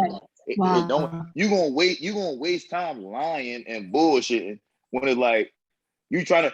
Because the thing is, with us, a lot of times we feel like I can't tell my girl that I'm sad or depressed and sometimes it's just the weight of being a black man get to you. You see what I'm saying? Like just being a black man, sometimes you be like, yo, I don't even feel like going outside. I just want to chill because I know that when I go outside, it's gonna be something gonna happen when I go outside. Whether it's a nigga looking at me funny, a cop pulling me over, whatever the fuck, it's gonna be something drawn that's gonna happen when I go outside. But with your woman, you just want to be strong, so you're not gonna really tell her everything. Do you think like feeling that type of way? Because I'm certain you're speaking for a number of men. Some men, may not, but for some, I'm certain you're speaking for. You know how like a man may address a woman and say, hey, how you doing, baby? And she say, look, I got a man. So she'll cut him short, like, I got a man. And then darn near the next word, well, fuck you, bitch. Like, what happens in their mind? What happens that they change so quickly? Like, damn, a minute ago, I was a princess and a queen. You like, hey, queen, looking good, queen. I say I got a man, now I'm a bitch. Like, what just changed so quickly? Yo, look, I'm gonna tell you this right now. Sometimes we do shit just to be funny to ourselves. Like sometimes it's just about me making me laugh. And I'm not that type of boy. Like if I try to talk to a girl and she like, no, I'm not gonna do all that. But there was times when I was way younger, and like let's say I met a Joan off of Facebook or some shit, right? And she like, yo, come meet me here. And I go meet up with her, and she don't look how her pictures look. You feel me? And it's like, and I just pulled the fuck off. I ain't say nothing to her. I just looked at it. I looked at dead her face. I looked at dead her face like this, and I turned around and said, "Oh, I'm out of here." Like, I ain't got no. But that was something that was funny to me. All right, Nick. So getting back to you. Are you into the bad boys? And then just what he said, have you ever had a man that you was going to meet up with and he didn't show? So to answer your question, I was born and raised in Detroit, Michigan, in the old Harlem with vacant buildings and real original crackheads. I'm not dating no bad boy. I'm then had an NAIM in the city of Philadelphia for 2 years. I think I should know better about urban city. No, I'm not into bad boys. I can't remember. And you gotta somewhat redefine what bad boy is, because it can get, out of it's a few different definitions. But no, Drug I've dealers, never killers, scammers. Nah, thieves. not no gangsters, not no killers, not no drug dealers that I knew of. You know what I mean? But see, the people who I was raised around, they was G's. They wasn't no hoes. You know what I'm saying? You ain't gonna hold the shit like pretty much NAIM saying, don't start shit. You know what I mean? And then with what was your last question? Have you ever supposed to met up with somebody and they didn't show, or have you ever left somebody standing and you didn't, let them know you were there? You just left. I never flat left somebody like that, but I think with the light online dating I've done over the years, I've had a guy once or twice didn't show up, and I was excited because he picked such a dope restaurant, and I look nice, I look good, so I'm like, he couldn't have seen me and didn't like it. He liked big women. Like this when I was 400 pounds. So I'm like, we in the same world. You like, like it can't be that. It could have been he was married. And she found out, you know what I'm saying? Right. So, all right, so quickly, did you stay and eat? But you didn't. That was my question. Did you stay and eat? Did you stay and eat, or did you leave? No, because I had no money then. No, now I'll stay and eat because I could. I got a credit score now. I didn't have no credit back then, so I ain't have shit. You know what I'm saying? But you didn't ask about my son in these streets. Oh, I'm sorry. So what about you and your pussy ass son in these streets, Nicole? My pussy ass son is Trey in the Philly streets. Cat Trey in Philly streets. And I'm trying to keep him off the streets, and he's sneaking out every night. You have to have. More you got to get him under control before he go too far. You do. I need a husband. Get him under control, girl. A cat stepdad. You feel me? The adjectives are starting to get disturbing, and I need a man. Let me just. All right, yeah, that's me. Ma'am. So check it out. It's 7:36. You see why my universe didn't have no kids? My universe knows better. We still talking about my uterus knew not to have no babies. Like, nope. But my question is, Nick, 7:36. We still talking about cats. Where the hell is your cat right now? He out 7:36. He out in the air. Do you know where your cat is at? Oh, I don't need to shut up. It's 7:36. You know where She don't know. Y'all know where your cat's at. They out here. They out here living. He getting a suntan because his bottom is white and he trying to get beigey. You know what I'm saying? So he out there. Fuck that motherfucker. All right. So Bikini, but you into the bad boys? Am I into? I used to be into the bad boys. I said, were you? Yeah. I already knew Bikini. I knew it. I knew Bikini was. I knew it. I fucking knew you was into the fucking. I knew it. I knew it. I could tell. Both of y'all, for real. You and Jay Monet. I knew y'all was. I knew it. Both of y'all was into that shit. I know y'all was. That is her past. I mean, I wasn't into it. It was into me, actually. Okay. Okay. Come back, Leo. Adult hour. Adult hour. But yeah, I like bad boy sex now. I like bad boy sex. That's it. Here's the thing. DeBarge wasn't one that you would find out in the streets, even though DeBarge was cute back in the day. I'm a 70s, 80s baby. When I was in the streets, my mom was Jehovah's Witness. I really wasn't in them streets. I was in the TV faking and acting like and imagining what it would be like to be in them streets. You know what I'm saying? Yeah. I didn't go out until my senior prom. That's how out of those streets I was. Wow. What was his name? Damn. What was his name? DeBarge? His name was Sean. His name was Sean. My senior prom, my first outing out the house. But when I was in the house all that time, I looked at what was out singing: Tretch, OPP, Thug, Bad Boy, DMX, Thug, Bad Boy. Even going back before then, Houdini, Thug, Bad Boy. I'm looking at Bad Boys and Thugs. I'm looking at that because I'm like, wow. And then my dad's name was Trooper. He wasn't Yeah, he was a gentlemanly thug. If you Right. can imagine that. He listened to the group troop. Yes. Wait, can He I ask listened you to a the question? Yes. That's funny. Old heads got that joke. Old heads. Yes, Aaron. Bikini, did Go ahead, you? Aaron. What are you doing with the whole Jehovah's Witness thing now? I'm writing sets about it now. Did they? Oh, I'm hell just yeah. curious. I Let's want to joke talk on about that religion. someday. Fuck You want to religion. talk about it? I got Yeah. y'all. I got Jehovah Witness in one of my jokes. Sorry. Yeah. I'm Well, talking I mean, about Religion it now. fake. And I got my Christian roots in some of my jokes. So did you have to go out and be a missionary and stuff? Yo. Why You know what I mean? Like door to door.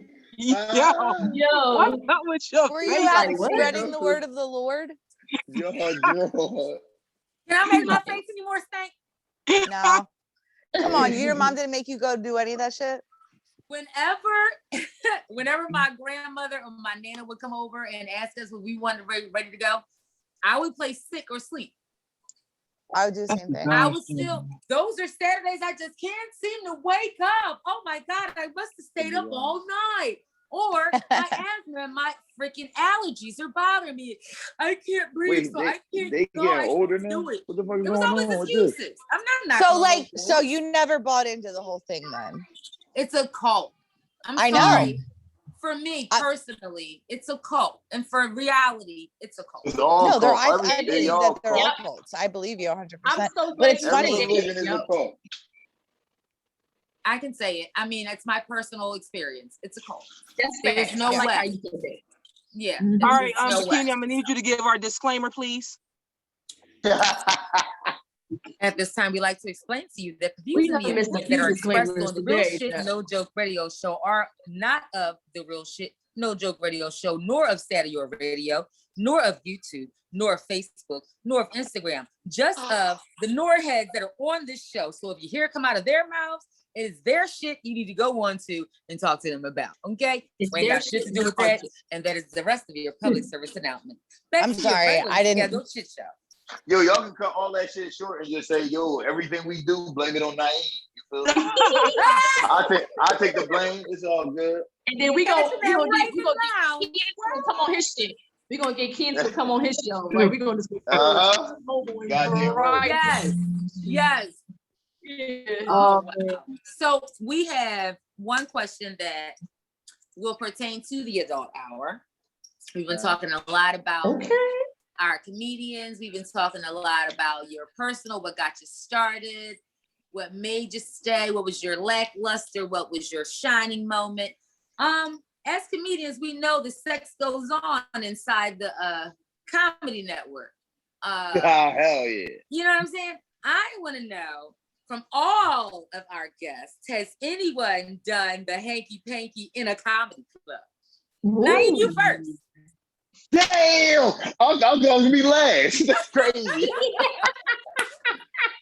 Oh. Now it don't have to be sex, it can be oral sex. We just want to know, did the goings-ons ever goings-ons in a comedy club? Did you with finger the and bitch? whoever? Did you finger Oh her? hell yeah! All right, I'll tell you right now. Yeah, look, one time I was at Yeah. hell yeah. One time I was at Raven Lounge and some Joan had pulled me in the back, and she gave me a dick suck, and then some other girl was coming up the steps, and the other girl was like, "Oh, what y'all doing back here?" And this girl, look, she ain't even stop. She had the dick in her hand like this, and she put the dick to the side like this, and she was like, "Bitch, mind your fucking business," and then went right back to work. Ain't that If crazy? y'all people knew how small Naive, Raven was dog. and where the steps in the bathroom is and where he's Yes. speaking, Yes, y'all, you oh know my exactly God. what I'm talking Really? about. At an open mic? If y'all only knew. Yes. All Yeah. right, No, come on, Emor. What's up? Have At an you? open mouth, open mic. I'm sorry, I just had to get right in. Go ahead, Aaron. Never at a comedy club. No. That's Yo. boring. I'm sorry, but I have not had any. Excuse me, Aaron. AC Jokes, Matt Bridgewater, I will say his name. He was Oh, all God. over you. If it was possible for us to get a room and stay that night, that's what would have happened. But I was out. It would have happened. No. It would have happened. Well, thank God it didn't. Because and yes, I said your name, man. Mm-hmm. Yeah, kind of a creep, thinking back. Yo. Do tell more, Aaron, since Jay Monet told 60%. Go ahead, please tell more. But it was just very, what's the word? Creepy. Not creepy, aggressive. He was aggressive. Very aggressive. Damn. Creepy. And creepy. And I That's was, crazy. yeah. He kept wanting to do stuff, but he kept wanting, we gotta go in the car. There's cameras everywhere. Nigga, what is you doing? We just smoking. Like, why we gotta get in That's your a fucking car and go psycho right somewhere? there. Something Yeah. not right with this. Like, come on. This camera's like, you too paranoid. What are you on? Something is wrong. Something is wrong. All right, guys, quick question, guess. Have y'all ever came up with a joke based on a sexual experience? I was gonna say episode or whatever I was gonna say, but we're gonna just go with that. Have you ever came up with a joke based on a sexual time? Yeah. All right, come on, Aaron, give it to us. What's the joke? And the Either story. the joke or the situation that built to it, yes. Oh yeah. So the joke was that my I knew that I wanted to be with my boyfriend because he had a Tempur-Pedic bed. So I was like, that people have their shit together if they have, a Tempur-Pedic bed. That's true. The problem is, but the problem is that like you can't really like show your best work on top because it's just like you're just sinking into the bed. So imagine like jumping on a bed and like the glass of wine isn't moving. Like, what do you think you're doing while you're on top? Yeah. Wow. So that was the story. So after you tell the story, you got to tell how long after that incident did you write the joke and then tell the joke? Immediately. As soon as I saw the Tempur-Pedic, and then I told him about it too. So it was like, hey yo. Yeah. So that's a good thing. Like, do you get the joke in the moment, or does the situation happen, then it comes back to you? You know what I mean? But yours was right in the moment. All right, now talk to it. Yeah. That was good, Aaron. So I got a joke. I only got one joke about a real life sexual experience, and it's when I lost my virginity. The girl had a fucking boogie in her nose. Oh no! What? And then look, and she was on top, so that she linked down like this, and then look, and then when she came back up, the boogie was gone. Look. All right, time out. Wait. Slow your roll. Time out. Okay. And then I did like this, and then I licked, and then I did like this. I licked my lip, and the boogie was in my mouth. Oh no! Yeah, yo, real rap. That's a true story. Well, I mean, that gotta be your wife. That gotta be wife material, like a wife to not. No. Hold up, though. You're exchanging genital fluids, but you're grossed out by a booger. Yes, yo. Right. That's that nurse work. She done gave fucking STD tests and yeah, yo, you can't be doing that. But no, cause this would make it bad. What make it bad is because I was losing. It happened now today, I would freak the fuck out like be spitting and shit like that. But because I was losing my virginity, I swallowed that shit and just kept it pushing. Like boogie in my mouth, swallowed it. Right. Let's keep going. You see what I'm saying? I'm not gonna fuck the moment up. Well, you think about her I feel like you need to keep that same energy. Yeah. As an adult, no, I can't do that. Hell yeah. I need my man to wipe my boogers if they're falling out of my nose. That's in the midst of it, right there. Like, wait a minute, baby, hold up. There you go. Thank you. Yeah, like tell me if I got like, something hanging out. Crazy. And you know what? I should have told her, but I was a child. But I should have told her. I should have been like, "Yeah, you gotta." So how old were you? We wanted to mess with it. How old were you? Like 13. 13. Okay. Was the boogie crusty or was it moist? No, it was moist. It was wet. Oh my God. So this was your first time. So she was moist at the top and moist at the bottom. So you was really Yo, B. Yo. Hell yeah. Yo. Hell yeah, Wow. yo. Look, Wow. I ain't gonna hold you. Look. I might have said this shit on stage 3 times. And when the 3rd time I said, I was like, you know what? I'm gonna just keep this to myself. I ain't even gonna. Yeah. Did you see how I you got like quiet? this now? I'm gonna hug you like this. All right, Like, you know what? Let me just keep this shit to myself. You know what I'm saying? So when was the last time you seen this female? Did you ever see her? No, nah, I ain't. Not since I was. Thank God. What, maybe like 20, or Okay. probably like 19 to 20. Yeah, your old ass. You man, was that's like, a "Oh, long you time. ate my booger. Come." I look at You can eat some other now, things now. you You a grown man. You a grown man now. You can eat some other things. I started you with the booger. Now it's time to grow. I don't think she know I did that though. I don't think she know. There's levels to this shit. Well, are you sure, Naeem? What if, let's just say for the sake of 2021, she developed a fetish after that shit? Like, you know what? My boogie out on him. He ain't even say nothing. She had, you right, cause look, she had to see that shit on my lip. She had to see it on my lip. Right. Oh, that's shit. her thing. That's her twist. What if that's her twist? Damn. Wow. That's crazy. This is the real shit, right. no joke show. That's what real we do. shit. Damn, that's some real shit. She probably was like, oh shit, he did that. That's crazy. Cause look, she gonna call you for rent money one day. She gonna just say, "Yo, you in bugger? Can I get rent money? I need to take care of my rent." Like, right? Like, oh my God. Boogies, the least you can do is pay my goddamn rent. You know what I'm saying? Right? You out here eating my The snot, only nigga. boogie You fan, know what I'm you know what I'm saying? You done lost out. She done made a multi-million-dollar freaking life out of boogie fan. Wow. That's crazy. She probably, all these years, up until now, all these years, I thought she didn't know that I did it. But then when y'all said, I'm like, yo, she had to see it on my lip. She know I did it. Yes, that's what we're gonna do, because we're about to end this thing. We're about to end this thing. We're gonna go around real quick. We're gonna ask each person, if you recognize something like booger or crust in somebody's eyes, but you're in the middle of having sex, do you say something to them? Do you remove it? Or do you just, let rock it go? out? Okay. All right, so Nicole, you if first. If he's a great good man, I'll wipe it or whatever. Other than that, out on that shit, because I am extremely OC fucking D. When I'm not depressed, I am very much OCD. So you just gonna get your feelings hurt sight on scene. Okay. Naeem, we're not gonna ask you because we know you eat boogers, so y'all already know how I get down. We're gonna just move over there. We're gonna leave you where you at. Like you left it where it was at. Okay. That's funny. All right, E, so would you tell him? Would you leave it? Would you remove it?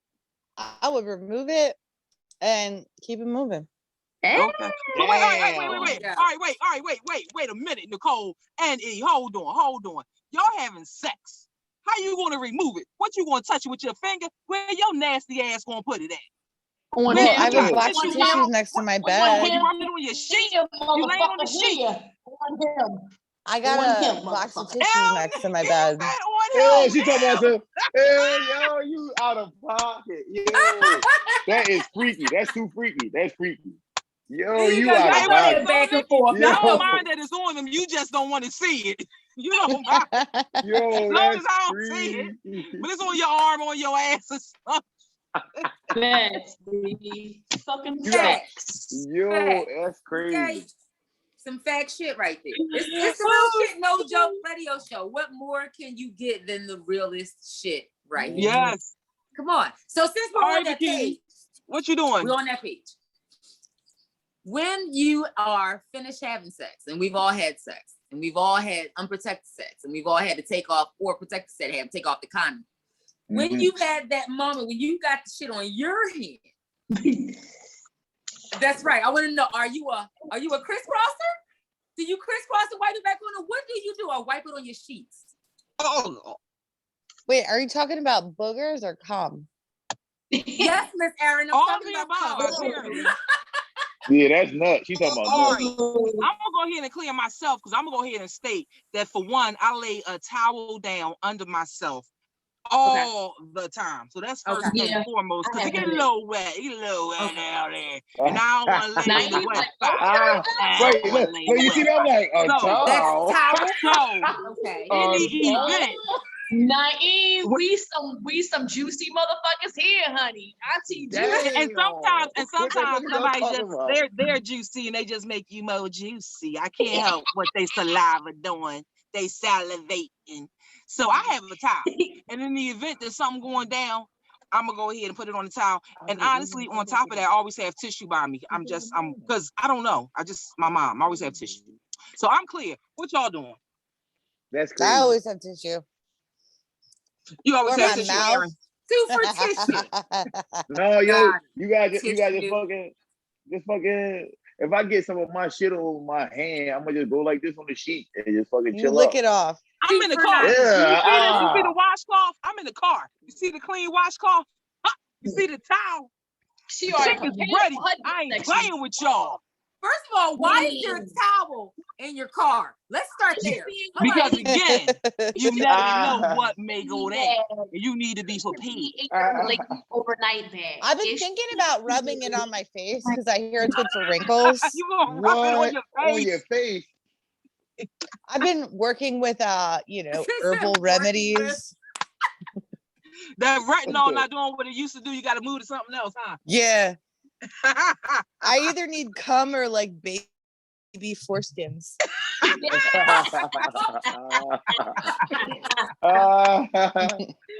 Baby foreskins and shit. Oh, So Eric yo. said baby foreskin, okay? All right. And Eric for baby foreskin.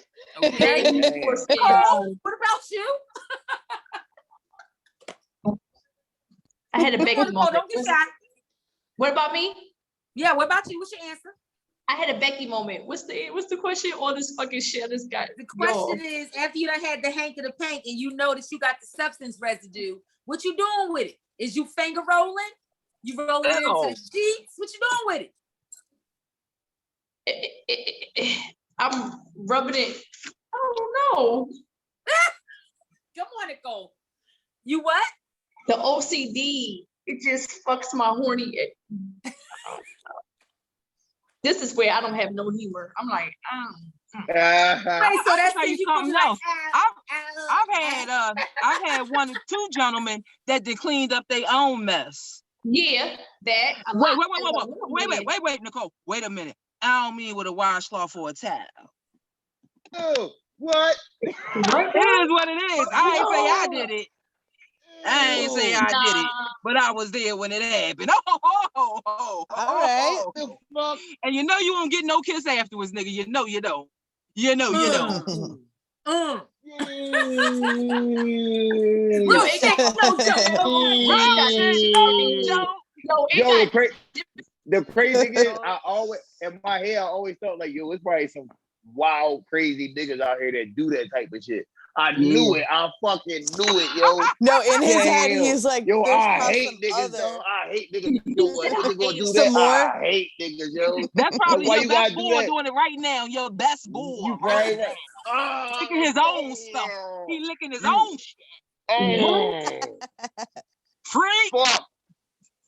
wow. Nasty shit. Yeah. Yo, we have had a time right. today on the Real Shit No Joke changed show the powered by Sador Radio. This is Yeah. crazy. Thank to our guests for being here. We thank y'all so Yo, this is very a good much. fucking job. show. Thank you. B. Let's say this real quick, Please It's guys. a great tell our show. listeners. Thank you. Please tell Jay, our can I say listeners. something? Yes, baby. I don't know if Aaron and Naeem, I don't know if y'all knew each other before here. I don't know, but we want to network each other, have people cross paths, look out for each other, comedy connection. We trying to join comedy worlds of all creeds, all races, all brands, whether you lick your own shit or not, I don't fucking know. But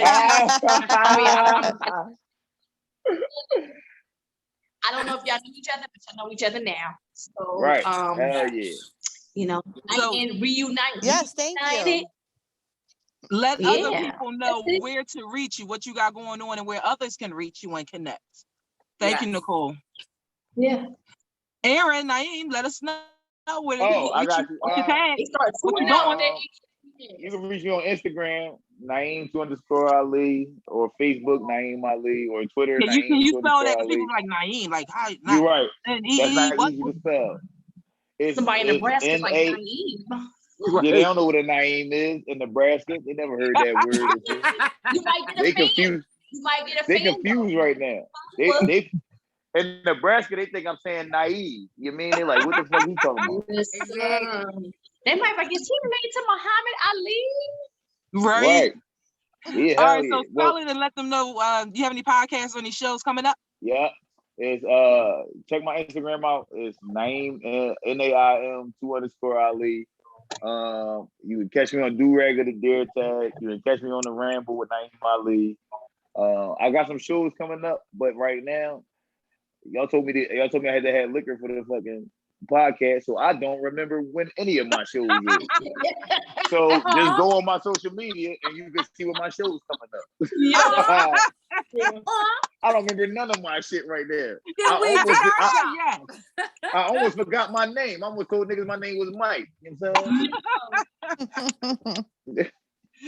That's the way we want to leave you. That's it.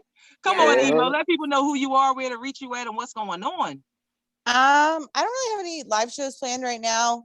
If you're booking them, hit me up. I might consider it. Yeah. She's so white. She's so white. Might consider. What does that mean? Like, only white people say I might consider. That's a white statement. That's a white statement. I might consider it. What would a black person say to mean that exact same thing? Because a black person, a black person either gonna say, "Oh yeah, I got you. I'm gonna do that shit," or fuck no, I'm not doing that shit. Well, I need you to present me with whatever your show is before I decide whether present or approach me. Say this is the. Right. I'm not just gonna be going on no bullshit anymore, Jay. Yeah, you're right. Because we done some shit. No, I'm working on a podcast. Angel and I are working on a podcast. We're doing one where we're reviewing all of Reno 911, so that should be out hopefully soon. Wow, and we're doing another That's one. Gonna be funny. Yeah, I'm excited. Yeah, we just got the box set and started to outline what we're doing, and then working on another one that's going to be called Angel and Aaron Just Woke Up, and it's basically just going to be like Saturday morning. We're waking up talking about bullshit, but also like woke stuff, like aliens and witchcraft and all kinds of stuff. She started off with woke stuff like aliens and witchcraft. Woke aliens and witchcraft. All right. Exactly. I love it. I didn't know aliens and what are and your witches social was woke. medias, Miss Erin? They're woke as fuck. Oh, I love you guys. We love you. And where can they find you if they want to follow you? Oh, if you want to follow me on Instagram, it's at Emo Comedy. On Facebook, it's at Erin Marie Moreland. And that's pretty much it. I don't fucking even know what my Twitter handle is. I don't. Says Trump. Does anybody anymore like who the fuck tweets? What's the point? Nobody tweets. Yeah. Nikki, you got any shows coming up? What's going on, baby? Yeah, I'm guest spotting Top Flight in Jersey this Saturday. Helium Tuesday. I'm at the comedy corner at the Bootleg Theater in Delaware. That's July 17th, and I'm at the Greenwich Village July 31st in New York City. So we got about you have everything on your page. So oh yeah. You popping. I'm trying popcorn and You shit. popping. Start popping this pussy though, so I can do better. Hey yo! Oh, what Nick say? What Nick say? I wasn't ready. I wasn't ready. My pussy detox, man. My pussy is detox. Like a whole year and a half. I'm looking around. Who is talking right now? Okay, what is? the Leo is Let me put my stuff in focus. Let me put this in focus. Guys, popping pussy, go on, Nick. I love it. I gotta pop something. Oh shit. Well, I'm glad you're not popping acne over there. So go ahead and pop your pussy. Yeah, baby. I'll never have acne. Stay clear. Make sure you got some towels. That's all. Just have some towels. Just have some towels. So you don't put it back on the man. Yes, yes, yes. Bikini body because she did it on them. What's up, D? Because I did it on them. You can Did find me it. at Comedian Bikini Body on Instagram, on Facebook, Comedian Bikini Body, or Sheree Bikini Body. This Saturday, me and Nicole, which I just found out, we'll be doing guest spots with our big brother Top Flight in New Jersey at the Stadium. They got a Trouble Comedy show this Saturday. I don't know if tickets are. Oh, never mind. It says sold out. So yes, it did. You can probably watch us and see for the next show. Come after that, I have the Cannabis and Comedy coming up on July 2nd. Look out for that. With Miss Cash and some funny ladies, Miss Red Snapper. For now, until our next show, what do you got going on, Miss J Mo Chicka Nay? What's going on with you? Well. Yeah. Saturday, I'll be at the meeting house up on Germantown Avenue. It seems like I feel like everybody else. And again, I'm in the car. I already have my notes. It seems like it's some other stuff, but I'm gonna tell y'all what. Y'all know I do Philly events every day. So all these shows that they talking about in surrounding areas, I'm gonna definitely let y'all guys know about. So definitely continue to follow each and every one of our guests along with ourselves. It's always about bringing what? The hope, the happiness, and the health. Yeah. With Holman. And the harmony. And all the heart. Humor. Ain't nobody playing with y'all. We love y'all guys. We appreciate our listeners and our viewers. Thank you, Sador, for keeping us. Thanks, of course. Thank you. Yeah. To be able to get 2 hours of your life, that's a lot. Yes. As comedians. I got y'all. Listen, I got y'all anytime except for the last time I supposed to do it. You know what I'm saying? From here on out, I got y'all. We appreciate y'all opening up. We appreciate y'all sharing y'all vulnerability. Thank y'all for sharing y'all vulnerability and opening up. We really do appreciate that. On the real shit, no joke. All right, I so just want to let everybody know say? that we will be filming live from NAIM's spot, Rec Philly. So you will catch the next real shit, no joke radio show coming. What, ladies? All in the same room. Yep. July the 8th, we will be live. So that means y'all guys can come out. We may actually have some merch because everybody got a shirt. So we may have some merch for y'all guys to come and check out. Yeah. I know we definitely gonna have some food. Okay. And we'll let y'all know what else is going on as we continue to get closer. Yeah. I love y'all guys. We appreciate you. You know what we're gonna say? Make a memory happen today because tomorrow is not promised. And don't let nothing or no one, including your damn self, get in your way. We love and appreciate you guys. Continue to love and appreciate yourself and all those that surround you. Thank y'all guys for coming out. Thank you, Sador. Yeah. Thank you, YouTube, Facebook, Instagram, all that surround. We appreciate the Sador podcast along with the Sador radio. We love y'all guys. Cheers. Continue to share your smile. Cheers. We are out.